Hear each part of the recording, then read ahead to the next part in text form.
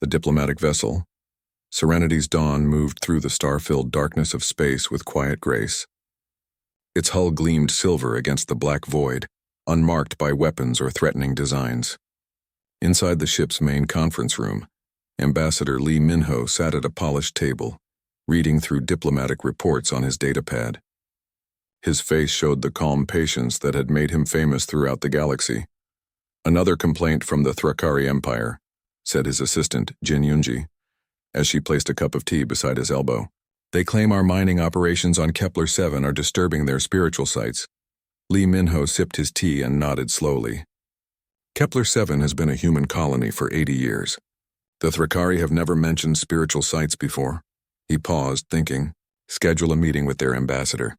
We will find a solution that works for everyone." Jin Yunji made a note on her pad. She had worked with Lee Min-ho for 5 years and had watched him solve dozens of similar problems. Other species in the galaxy often brought their disputes to human diplomats because humans always found peaceful answers. It was what humans did best, everyone said. They talked instead of fighting. They built instead of destroying. They shared instead of taking. On the bridge of the escort ship Thunder's Edge, Captain Park Ji-won watched the diplomatic vessel through his view screen. His jaw tightened as he read the latest intelligence reports. The Thrakari Empire had been making similar claims about human colonies across 3 different star systems. Each time, human diplomats worked to find compromise. Each time, the Thrakari gained more territory or resources. "Captain," said his communications officer, Lee Won-bin, "we're receiving another distress call from the farming colony on New Sol. Thrakari ships have been scanning their defense systems for the 3rd time this month." Park Ji-won's hands curled into fists. New Sol was home to 50,000 human families. They grew food that fed millions across human space. The colonists were farmers and teachers and shopkeepers, not soldiers. They depended on the fleet for protection. "Send a patrol ship to New Sol," Park Ji-won ordered. "Tell them to keep their weapons powered down but stay visible. We want the Thrakari to know we're watching." Lee Won-bin nodded and sent the orders. He had served under Captain Park for 8 years and knew the man's frustration. The captain was a good officer who followed orders, but those orders always seemed to be the same. Watch, wait, do not escalate, find peaceful solutions. In the science lab of the Thunder's Edge, Dr. Kim Yuna studied her latest xenobiological reports. She was an expert on alien species and had spent 15 years learning about the different races that filled the galaxy. Her current project was understanding why so many species viewed humans as weak. The data was clear. Humans had been part of the Galactic Council for 300 years. In that time, they had prevented 47 wars, negotiated peace in 63 territorial disputes, and provided aid during 21 natural disasters. No other species had such a record of helping others, yet the reports from alien worlds all said the same thing. Humans were soft. Humans were weak. Humans would bend rather than break, which meant they could be pushed around without consequences. Dr. Kim Yuna frowned as she read through intercepted communications from the Hegemony Alliance. They called humans the galaxy's servants and joked about how easy it was to take advantage of human generosity. The Vorthak Confederation had a saying that translated to, "Humans will give you their coat and then apologize for it being wrinkled." "This doesn't make sense," she muttered to herself. "They benefit from our peacekeeping but mock us for it." She pulled up historical data about human military capabilities. The files were classified, but her research position gave her access to old records. What she found surprised her. 300 years ago, when humans first joined the galactic community, their military technology had been impressive. Their ships were fast and heavily armed. Their weapons were efficient and deadly. Their soldiers were well-trained and fierce in battle. But over time, humans had chosen to focus on diplomacy instead of military might. They had converted warships into exploration vessels. They had turned weapon factories into research centers. They had transformed military bases into schools and hospitals. The choice had been deliberate. Human leaders decided that the galaxy needed peacemakers more than warriors. They believed that showing strength through restraint would earn respect from other species. Dr. Kim Yuna wondered if that decision had been a mistake. Back on the Serenity's dawn, Ambassador Lee Min-ho received a priority message from Earth. The communication came through encrypted channels, which meant it was important. He opened the message in his private quarters, away from the rest of his diplomatic team. The message was from Prime Minister Han Jun herself. Her words were careful and measured, as always, but Lee Minho could sense worry beneath the formal language. Ambassador Lee, we have received troubling reports from multiple human colonies. The Thrakari Empire appears to be testing our resolve through increasingly aggressive actions. Colony governors are requesting permission to strengthen their defenses. Military commanders are asking for new rules of engagement. The parliament is growing restless. Lee Minho paused the message and rubbed his temples. He had been a diplomat for 25 years and had never failed to find a peaceful solution to any problem. But the Thrakari situation was different. Every compromise seemed to lead to new demands. Every peaceful gesture was seen as weakness. He restarted the message. Prime Minister Han continued, "We believe in your abilities and trust your judgment. However, we want you to understand that human patience, while deep, is not endless. Continue your efforts, but be aware that the political situation at home is changing. Some voices are calling for stronger action." The message ended with the usual diplomatic pleasantries, but the warning was clear: find a solution soon, or others would find a different kind of solution. Ambassador Lee Minho deleted the message and sat in silence for several minutes. Through his small window, he could see the stars that marked the boundary between human space and Thrakari territory. Soon, those stars would mark the location of the most important diplomatic meeting of his career. He had 3 days to prepare for negotiations that could determine the fate of millions of human colonists. 3 days to find a peaceful answer to a problem that was growing more dangerous every hour. Lee Minho picked up his datapad and began reviewing everything he knew about Thrakari culture, law, and history. Somewhere in that information was the key to peace. He just had to find it before the galaxy's most patient species finally ran out of patience. The morning sun rose over the golden wheat fields of New Busan, painting the sky in soft colors of orange and pink. Farmer Choi Daeho stood on his porch, drinking coffee and watching his children play in the yard. His daughter Minji chased butterflies while his son Ji-hoon helped their mother, Soyeon, tend the vegetable garden. It was a peaceful scene that had repeated itself for 15 years, since Choi Daeho had moved his family to this farming world. New Busan was home to 2 million human colonists who had built a simple life growing food for the galaxy. The planet had rich soil, clean water, and perfect weather for crops. It also had large deposits of rare minerals deep underground, but the colonists had never bothered to mine them. They were farmers, not miners. The peaceful morning was broken by the sound of engines in the sky. Choi Daeho looked up and saw 3 large ships descending through the clouds. They were not human ships. The design was angular and aggressive, with dark metal hulls covered in weapon ports. Thrakari warships. "Soyeon, get the children inside," Choi Daeho called to his wife. His voice was calm, but his heart was racing. Thrakari ships had been spotted near New Busan for weeks, but they had never landed before. The warships touched down in the main settlement of Harmony Valley, 5 kilometers from the Choi farm. Within an hour, news spread through the colony communication network.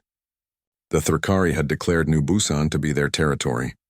They claimed the mineral deposits gave them historical rights to the planet, even though no Thrakari had ever lived there.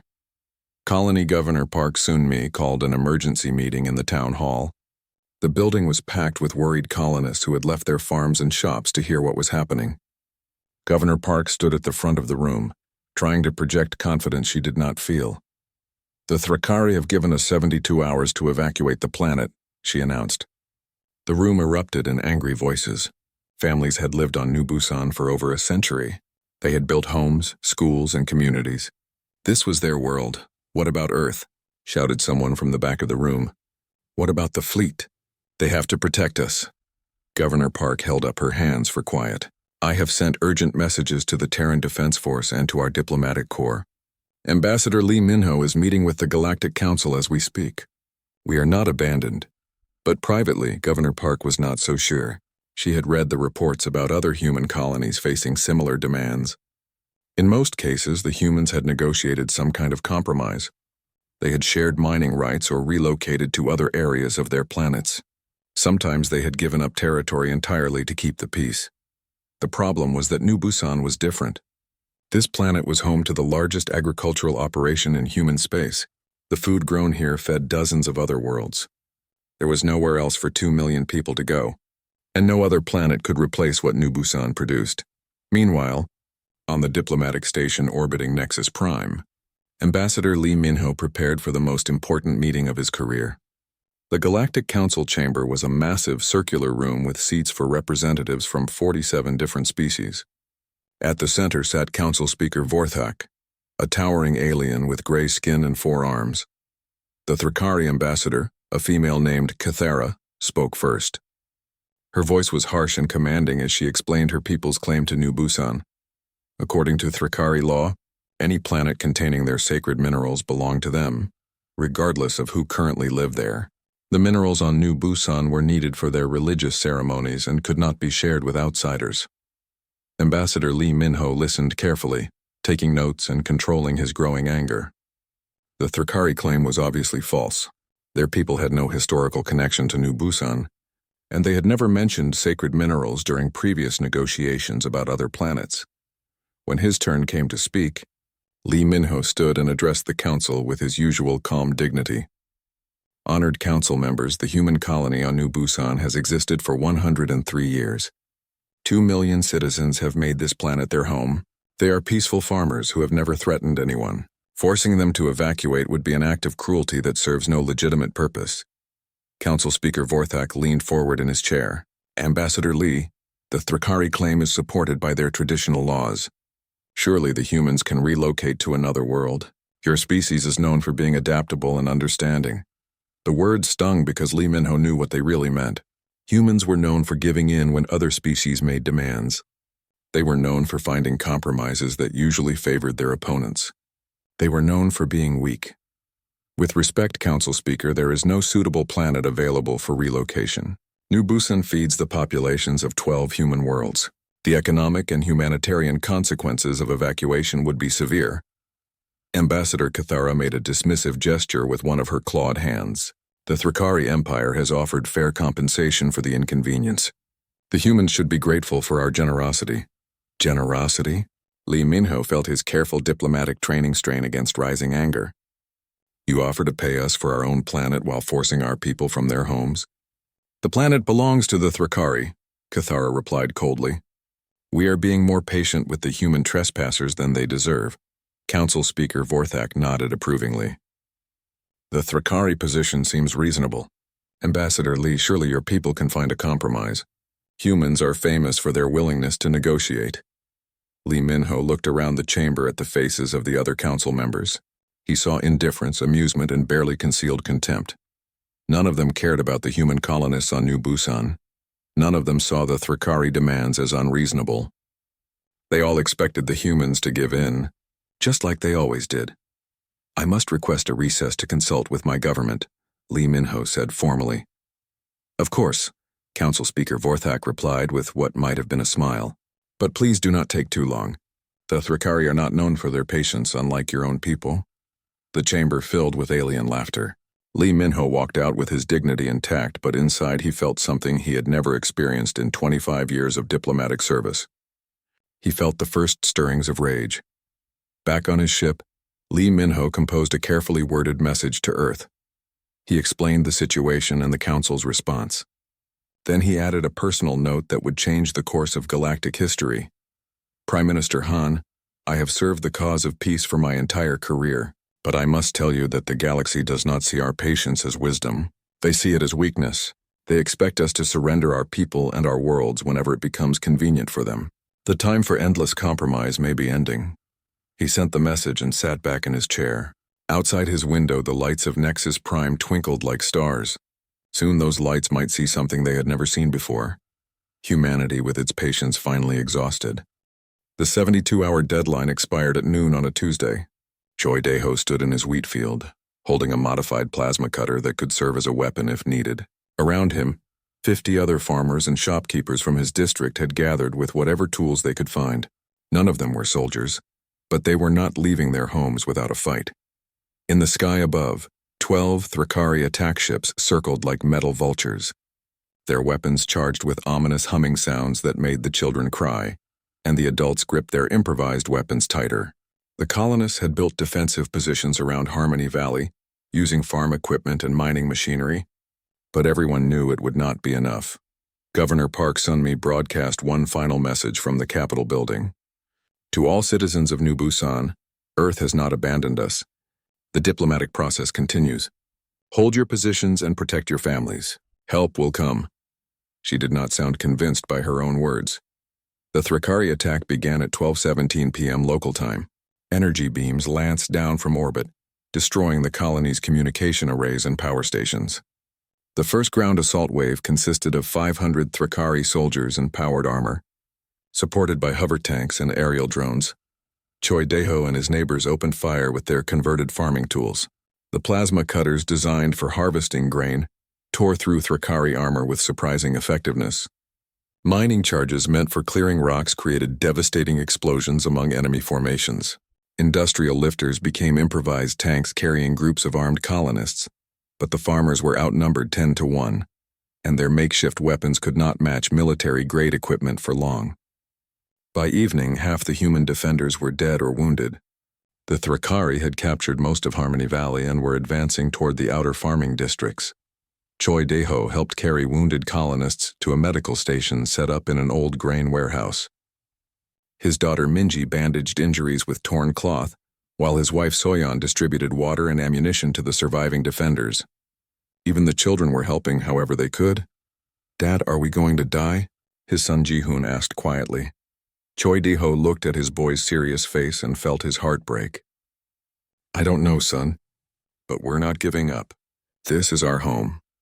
As night fell, the human position became hopeless. Thrakari forces surrounded the remaining defenders on all sides. Governor Park gathered the surviving colonists in the town square and prepared to record a final message to Earth. "This is Governor Park Sun-mi of New Busan Colony," she spoke into a handheld recorder while explosions lit up the darkness around them. "We have held our ground for 11 hours against overwhelming odds. We could not save our world, but we showed them that humans do not surrender their homes easily. Tell our families we died free. Tell Earth that we held the line." The transmission ended when a Thrakari energy blast destroyed the recorder and everything around it. On Earth, Prime Minister Han Jun received the final message from New Busan while attending an emergency session of the Human Parliament. The Great Assembly Hall fell silent as they listened to Governor Park's last words. Many of the representatives had tears in their eyes. When the recording ended, the silence stretched for long minutes. Then Parliamentary Leader Kim Jae-hyun stood up slowly. He was an old man who had served in government for 40 years and had always supported diplomatic solutions to every problem. "Fellow representatives," he said in a voice heavy with grief and rage, "for 3 centuries we have chosen peace over war. We have sacrificed our interest for galactic stability. We have endured insults and aggression because we believed that patience and understanding would ultimately prevail." He paused, looking around the chamber at faces filled with the same emotions he felt. "The galaxy has mistaken our restraint for weakness. They have confused our mercy with cowardice. They have repaid our generosity with contempt and violence. Today, 2 million of our citizens died because we were too civilized to defend them properly." Parliamentary Leader Kim's voice grew stronger as he continued. "I call for an immediate vote on Resolution 2387 Alpha, the activation of the Terran Defense Directive and the full mobilization of our military forces. The time for infinite patience has ended." The vote was unanimous. 412 representatives voted yes, 0 voted no, 0 abstained. Prime Minister Han stood and formally activated protocols that had not been used for 300 years. Across human space, military commanders received new orders that made them smile grimly. Factory workers reported to facilities that had been idle for generations. Shipyard crews began preparing vessels that had been kept in storage, waiting for a day everyone hoped would never come. The galaxy was about to learn what humanity looked like when their patience finally ran out. Captain Park Ji-won received his new orders while orbiting the burned remains of New Busan. The message from Earth was brief and direct. "All previous restrictions on military action are hereby lifted. You are authorized to use maximum force to protect human interests. The diplomatic phase has ended." For the first time in his military career, Captain Park felt truly free to do his job. He turned to his tactical officer, Lieutenant Kang Soo-young, who was studying sensor readings from the Thrakari fleet that had destroyed the colony. "Lieutenant, prepare attack formation. Target their command ship first. then work through the rest of their fleet in order of threat priority. Lieutenant Kang looked up with surprise and excitement. Sir, are you sure? Our previous orders were to avoid escalation. Previous orders are cancelled, Captain Park replied. New orders are to make the Thrakari Empire regret they ever heard the word human. The Thunder's Edge and her escort ships powered up weapon systems that had been idle for decades. Energy readings spiked as defensive screens activated and missile tubes loaded their first warheads in living memory. The human fleet moved toward the Thrakari ships with deadly purpose. In her laboratory, Dr. Kim Yuna worked frantically to update her xenobiological profiles of every species in the galaxy. The data was crucial now that humanity was preparing for war instead of diplomacy. She needed to identify weaknesses, predict strategies, and understand how each alien race would react to human aggression. What she discovered in her research made her pause in amazement. Most galactic species had become complacent after centuries of easy dominance. Their military technology had not advanced significantly in decades because they had never faced serious opposition. Their soldiers were poorly trained because they had never fought determined enemies. By contrast, human technology had continued developing even during the peaceful centuries. Though it had been directed toward exploration and research rather than weapons, the theoretical advances could be quickly converted to military applications that would surprise enemies expecting primitive human capabilities. They have no idea what they've awakened, Dr. Kim whispered to herself as she compiled her findings for immediate transmission to Earth. Across the galaxy, the news of New Busan's destruction spread quickly through diplomatic channels. Most alien governments expected the usual human response: formal protests, requests for mediation, perhaps minor economic sanctions. They prepared to offer token compensation and empty apologies that would satisfy human diplomatic sensibilities. Instead, they received a simple message broadcast on all frequencies throughout known space. The transmission showed Prime Minister Han Jun standing behind a podium bearing the seal of Earth, flanked by military officers in uniforms that most aliens had never seen before. Citizens of the galaxy, she began, her voice calm but carrying undertones of steel. For 300 years, humanity has served as your mediator, your peacekeeper, your helper in times of need. We have asked for nothing in return except the right to live in peace alongside our galactic neighbors. Yesterday, that right was denied to 2 million human colonists on New Busan. They were murdered for the crime of growing food on land they had called home for over a century. Prime Minister Han paused, letting her words sink in across thousands of worlds. Humanity's patience is not unlimited. Our restraint has been a choice, not a weakness. That choice has now been withdrawn. Any species that threatens human lives or human worlds will face the full consequences of their actions. The transmission ended with an image that sent shockwaves throughout the galaxy. Hundreds of human warships emerging from hidden bases, their hulls gleaming with fresh weapons and their crews ready for war. The age of human patience was over. Admiral Yu Taeyang stood on the bridge of the battleship Indomitable Will, watching as his fleet emerged from the massive shipyards hidden beneath the surface of Luna. For 300 years, these facilities had operated in secret, building and maintaining ships that the galaxy never knew existed. What aliens thought were research stations and mining operations were actually the most advanced military production centers in known space, the fleet under Admiral Yu's command was unlike anything the galaxy had seen. 500 ships ranging from fast attack cruisers to massive dreadnoughts, all equipped with weapons technology that had been developed during humanity's peaceful centuries but never deployed. The humans had spent their time as galactic mediators very wisely, learning the strengths and weaknesses of every species they encountered. Admiral, reported his communications officer, Commander Bei Jimin. We're receiving status updates from all battle groups. Terra Fleet is at full operational readiness. Excellent, Admiral Yu replied, studying the tactical displays that showed human forces mobilizing throughout their territory. Signal all ships to begin Phase 1 deployment. It's time to remind the galaxy what human engineering can accomplish. On Mars, Engineer Nam Heben walked through industrial complexes that were awakening after centuries of carefully maintained dormancy. The Red Planet had been humanity's backup plan, a world-sized factory designed to support total war if diplomacy ever failed. Now that day had come, and Mars was transforming itself into the arsenal of humanity. Production lines that had manufactured peaceful exploration equipment began retooling themselves to build weapons. Factories that had produced medical supplies started manufacturing military armor. Research laboratories that had studied alien biology and psychology switched to developing combat applications for their discoveries. How long until we reach full production capacity? Namheben asked her assistant Lee Kangman as they reviewed manufacturing reports. 6 weeks for basic munitions and supplies, he replied, checking his tablet. 3 months for advanced weapon systems. The automated systems are working better than the original designers hoped. Namheben smiled grimly. The original designers planned for this day 300 years ago. They knew that peace through weakness never lasts, only peace through strength. All across human space, similar transformations were taking place.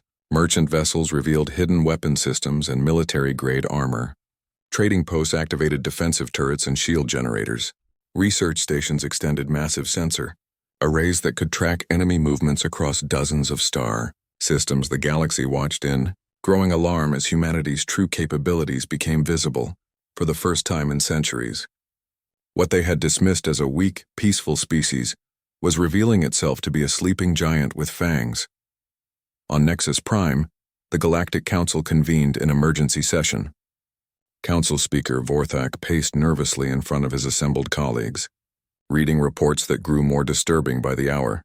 The human fleet is 20 times larger than our intelligence estimates, announced the Hegemony military advisor, his voice strained with worry. Their ships carry weapons we've never seen before. Our tactical analysts cannot predict their combat effectiveness. How is this possible? Demanded Ambassador Cathara of the Thrakari. The humans have been peaceful for 3 centuries. They have no military tradition. Apparently, Council Speaker Vorthak replied dryly. They have been more clever than we realized. While we saw them as harmless diplomats, they were preparing for war in secret. The Confederation intelligence chief spoke up from his seat near the back of the chamber.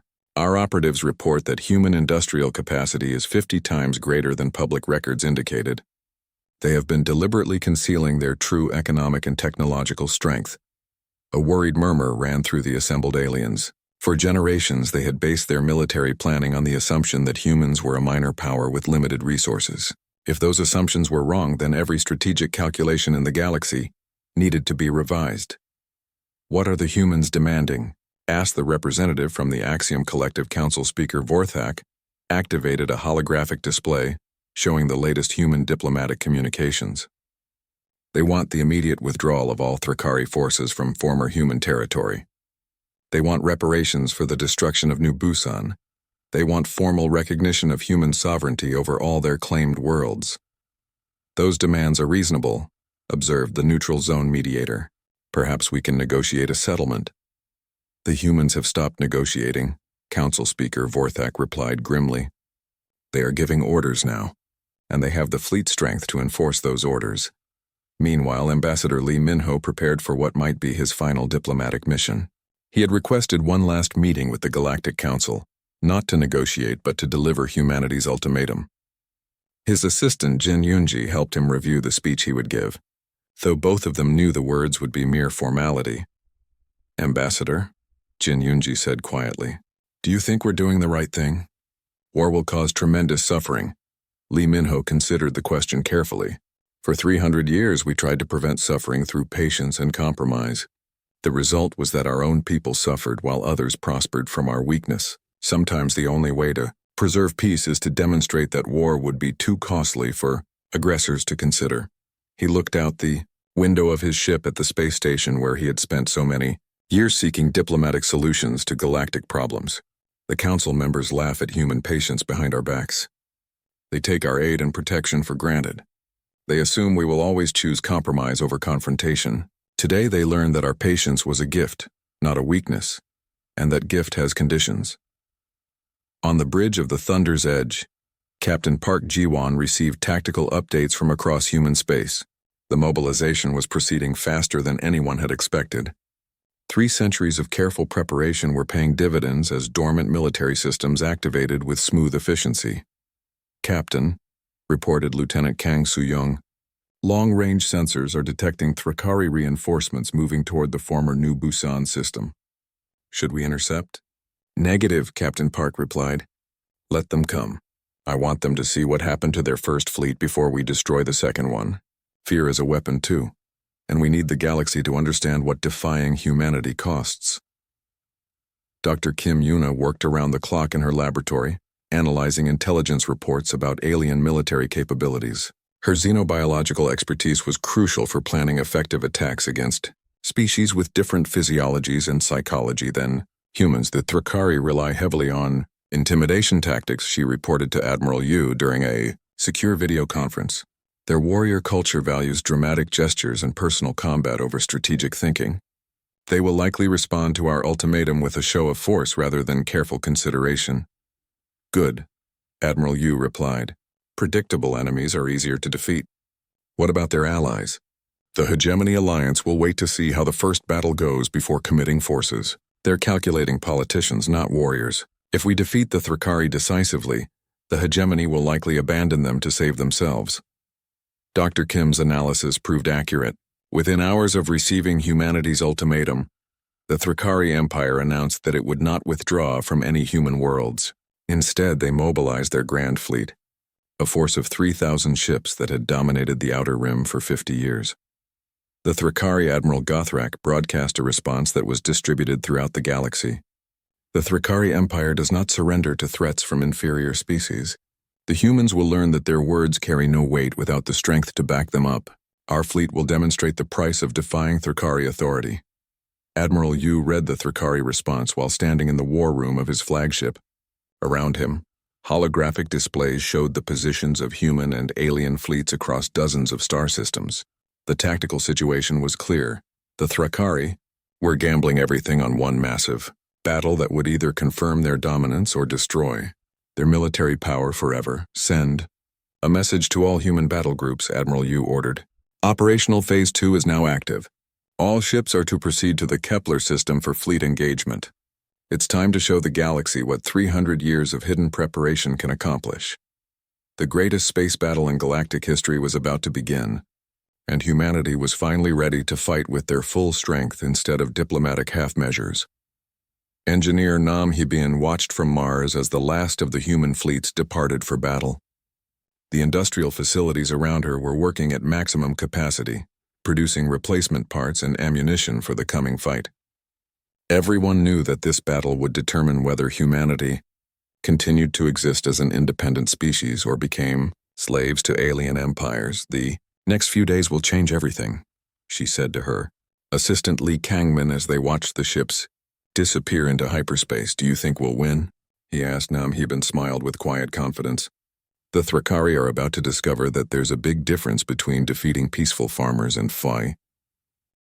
The human fleet arrived at the edge of Thrakari space exactly 72 hours after the destruction of New Busan. Admiral Yu Taeyang stood on the bridge of the Indomitable Will, watching as 500 human warships took battle formation in the Kepler system. Across from them, 3,000 Thrakari vessels arranged themselves in the traditional attack pattern that had terrorized the galaxy for decades. The size difference was obvious to everyone watching. The Thrakari Grand Fleet outnumbered the humans 6-1, with ships that bristled with weapons and armor plating. Their fleet looked like a metal storm cloud ready to unleash lightning and destruction. Admiral Yu activated the communication system to broadcast on all frequencies. Thrakari vessels, this is Admiral Yu Taeyang of the Terran Defense Force. You have exactly 1 standard hour to withdraw from all human territory and surrender the commanders responsible for the massacre on New Busan. This is your only warning, Admiral. Gothrak's response came immediately, filled with harsh laughter. Human fool, you bring 500 ships against our grand fleet of 3,000. Your species has grown soft during your centuries of weakness. Today we will show the galaxy what happens to those who threaten the Thrakari Empire. The Thrakari fleet began moving forward. In the classic intimidation formation they had used to cow dozens of species over the centuries. Their massive dreadnoughts led the advance, flanked by cruiser wings and supported by clouds of fighter craft. It was an impressive sight that had caused many enemies to surrender without firing a shot. Admiral Yu watched the enemy approach with calm patience. All ships hold position until they enter optimal range. Let them come to us. Captain Park Ji-won commanded the heavy cruiser Thunder's Edge in the human battle line center. Lieutenant Kang Soo-young monitored the tactical display, tracking the approaching Thrakari forces with growing excitement. "Captain, the Thrakari are maintaining tight formation," she reported. "They're following standard doctrine exactly as Dr. Kim predicted." "Excellent," Captain Park replied. "When they reach the 15-kilometer mark, all ships will execute attack pattern Delta. It's time to show them what human tactics look like." In her laboratory ship at the rear of the human formation, Dr. Kim Yuna monitored biological readings from both fleets. The Thrakari crews showed elevated stress hormones and aggressive behavioral patterns typical of their warrior culture. They were confident in their numerical superiority and expected an easy victory. The human crews, by contrast, showed the calm focus of professionals executing a carefully planned operation. Their heart rates were steady, their brain activity patterns indicated intense concentration, and their chemical signatures revealed no fear or uncertainty. "Admiral," Dr. Kim reported over the tactical network, "the Thrakari are psychologically committed to their attack. They will not retreat even when the battle turns against them. Plan accordingly." Admiral Yu acknowledged the report and gave the order that would change galactic history forever. "All ships weapons free. Engage at will." The human fleet opened fire when the Thrakari reached optimal range, and the aliens immediately learned that everything they thought they knew about human capabilities was wrong. Human weapons technology had advanced dramatically during the peaceful centuries, guided by theoretical research that was now being applied in combat for the first time. Instead of the primitive kinetic projectiles and basic energy beams the aliens expected, human ships unleashed weapons that seemed impossible.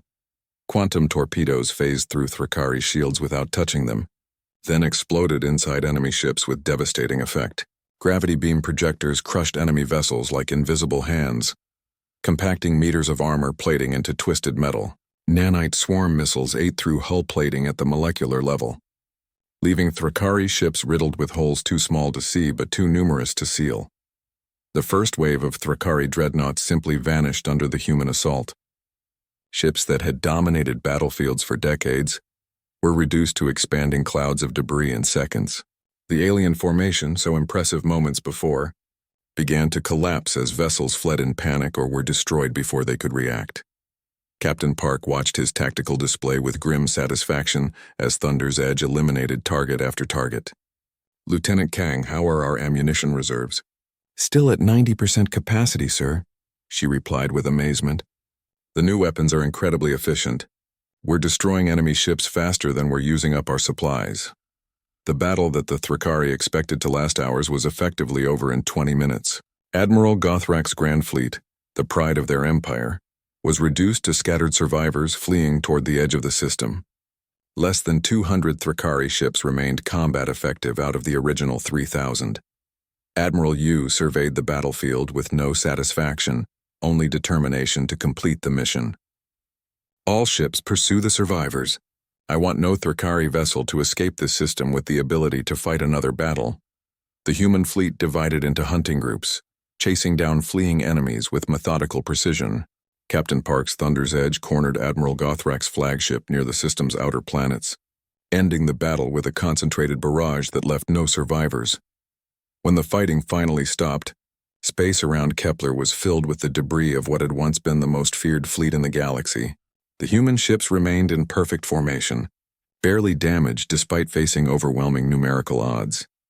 The battle had been broadcast live throughout the galaxy by news networks expecting to document humanity's destruction. Instead, they had recorded the most one-sided military victory in recorded history. Within hours, the footage was being analyzed by military experts on every civilized world. On Nexus Prime, the Galactic Council watched the battle recordings in stunned silence. The easy human victory challenged every assumption they had made about galactic power structures. Species that had dominated interstellar politics for centuries suddenly found themselves reconsidering their own military capabilities. "How is this possible?" asked the Hegemony military advisor, replaying the moment when quantum torpedoes tore through Thrakari shields. "Those weapons violate our understanding of physics. The humans have been more clever than we realized," Council Speaker Vorthak admitted reluctantly. "While we saw them as mediators and diplomats, they were developing military technology in secret. They let us think they were weak while becoming stronger than any of us." Ambassador Cathara of the Thrakari sat in her chair like a statue, watching her people's fleet being destroyed over and over again. The proud empire that had dominated the Outer Rim for generations had been humbled in a single battle lasting less than an hour. "What happens now?" asked the neutral zone mediator. Council Speaker Vorthak displayed Admiral Yu's latest communication. "The humans are demanding the immediate evacuation of all Thrakari forces from human territory. They want reparations for New Busan paid within 30 days. They want formal recognition of their sovereignty over all claimed worlds. And if we refuse?" asked the Confederation representative. "Then they will enforce their demands militarily," Council Speaker Vorthak replied. "As they just demonstrated, they have the capability to do so." Back in human space, engineer Nam Heben received detailed battle reports from Mars Command. The human victory had been even more complete than the most optimistic projections. Enemy casualties were catastrophic while human losses were minimal. "The weapons performed better than expected," she reported to her assistant Lee Kangman. "Quantum torpedo effectiveness was 200% above theoretical predictions. Gravity beam projectors exceeded design specifications by 50%. The nanite swarm missiles achieved complete target saturation in every deployment." "What about production requirements?" Lee Kangman asked. "We'll need to increase output to support the occupation forces," Nam Hyeben replied. "But the quick victory means we won't need the extended war production we prepared for. The Thrakari Empire is broken. Other species will likely negotiate rather than face the same fate." Her analysis proved correct. Within days of the Kepler battle, Thrakari forces began withdrawing from human territory without waiting for official orders. The empire that had seemed invincible was collapsing as news of their defeat spread throughout their space. Admiral Yu established his fleet headquarters in the Kepler system, using the battlefield as a demonstration of human power. Any species considering aggression against humanity could visit the debris field, where 3,000 enemy ships had been destroyed by 500 human vessels. Ambassador Lee Minho prepared for his return to Nexus Prime, but this time he would not be negotiating. He would be dictating terms to a galactic council that suddenly understood the true meaning of human patience. The galaxy thought our restraint was weakness, he told his assistant, Jin Yunji, as they reviewed the demands he would present. Now they know it was mercy. They had 300 years to learn to respect us through our kindness. Since they chose not to learn that lesson, they will learn to respect us through our strength. Dr. Kim Yuna compiled her final battle analysis, documenting how human psychology had influenced the victory. The calm professionalism of human crews under fire had been crucial to their. 3 days after the Battle of Kepler, the Thrakari Empire formally surrendered. Ambassador Cathera stood before the Galactic Council with her head bowed in submission, reading the terms of capitulation that her government had been forced to accept. The proud warrior culture that had dominated the Outer Rim for generations was now reduced to begging for mercy from the species they had dismissed as weak. The Thrakari Empire withdraws all claims to human territory, Ambassador Cathera announced, her voice barely above a whisper. "We will pay reparations of 50 billion galactic credits for the destruction of New Busan. We formally recognize human sovereignty over all their claimed worlds and trade routes." Council Speaker Vorthak listened to the surrender terms with growing unease. The demands were reasonable by galactic standards, but they represented a complete reversal of the power structure that had existed for centuries. The Thrakari had been reduced from galactic bullies to a minor power in less than a week. "The terms are acceptable," Council Speaker Vorthak announced formally. "Let this serve as a reminder that the Galactic Council supports peaceful resolution of all disputes." The irony was lost on no one. The Council had done nothing to prevent the destruction of New Busan, but now they were eager to appear supportive of the victorious humans. Ambassador Lee Minho stood to address the assembly one final time. His words would be remembered as the moment when humanity's role in galactic politics changed forever.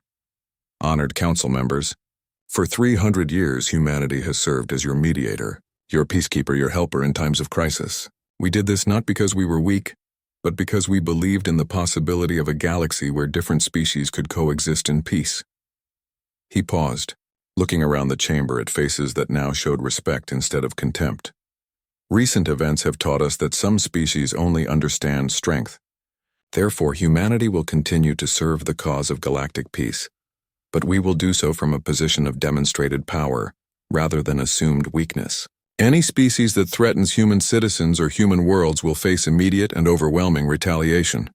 The chamber remained silent as Ambassador Lee continued.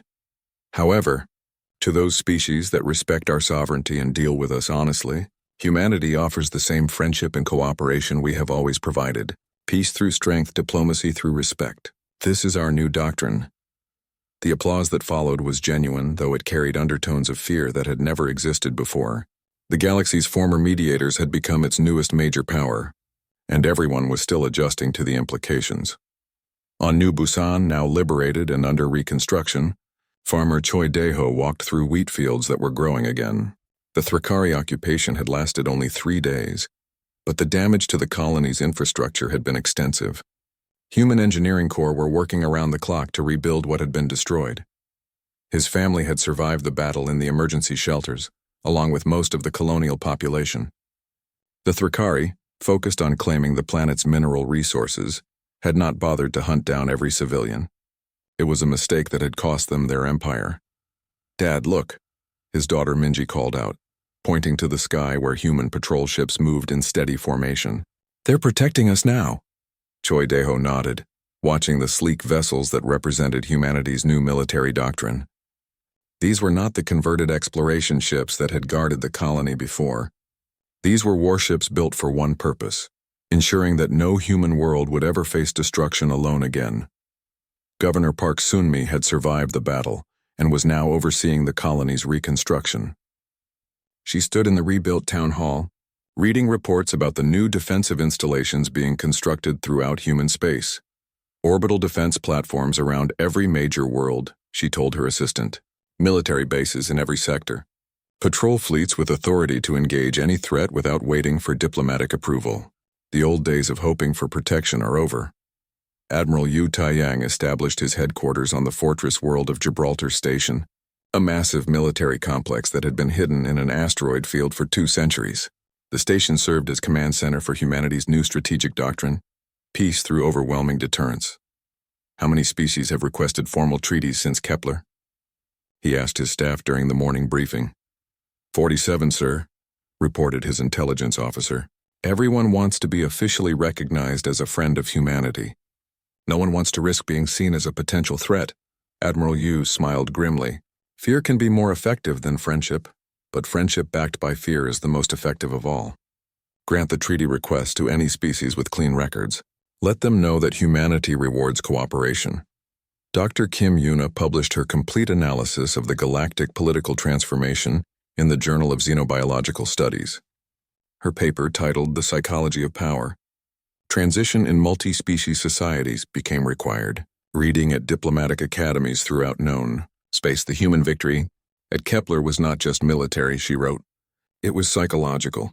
For 3 centuries, other species had become accustomed to thinking of humans as junior partners in galactic civilization.